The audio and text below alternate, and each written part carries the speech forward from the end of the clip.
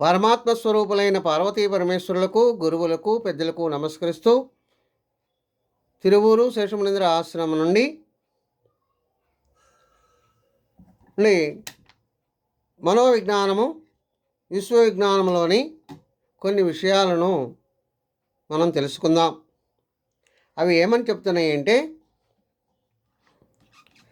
మనిషి శరీరంలో దుఃఖాలకు మూలము అరిషడ్వర్గాలు. ఇవి మనలో ఉన్నటువంటి మంచితనాన్ని పోగొట్టి చెడును ప్రేరేపిస్తాయి. ఇవి 6. అవి ఏమేమిటంటే కామము, క్రోధము, లోభము, మోహము, మదము, మాత్సర్యము. ఇవి 6 కూడా మనలో ఉన్న మంచితనాన్ని దొంగలిస్తూ ఉంటాయి.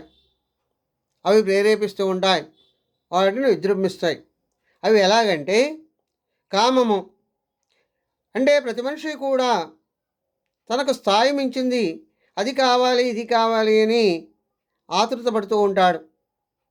అవసరానికి మించిన కోరికలు కలుగుతూ ఉంటాయి. అదేవిధంగా క్రోధము, తనకి ఎప్పుడైతే తను కావాలనుకున్నది దొరకలేదో ఇతరుల మీద ఎప్పుడూ కోపంతో ఉంటూ ఉంటాడు, క్రోధాన్ని కలిగి ఉంటాడు, వారి మీద ప్రతీకారం తీర్చుకోవాలని ఉద్రేకపడుతూ ఉంటాడు. ఇక లోభము, ఎప్పుడూ కూడా ఎప్పుడైతే తనకు దొరకలేదో ఆ కోపం తనలో ఉన్నదో కోరిక ఎక్కువైపోతుంది. తను అది సంపాదించాలి అని అహర్నిశలు కూడా దానికోసమే బాధపడుతూ ఉంటాడు. అది తనకు దక్కే వరకు కూడా తను అసహనంగానే ఉంటూ ఉంటాడు. ఇక మోహము, ఎప్పుడైతే అది దక్కిందో దాని మీద వ్యామోహం ఎక్కువగా కలుగుతుంది. ఆ కలిగిన దాన్ని ఇంకెవరూ కూడా దాన్ని అనుభవించకూడదు, తీసుకోకూడదు, పొందకూడదు అని ఆలోచిస్తూ ఉంటాడు. అలా మదము అంటే ఎప్పుడైతే తనకు అది దక్కిందో, దక్కినటువంటి విషయం నా ఒక్కడికే దక్కింది అనేటటువంటి గర్వపడుతూ ఉంటాడు.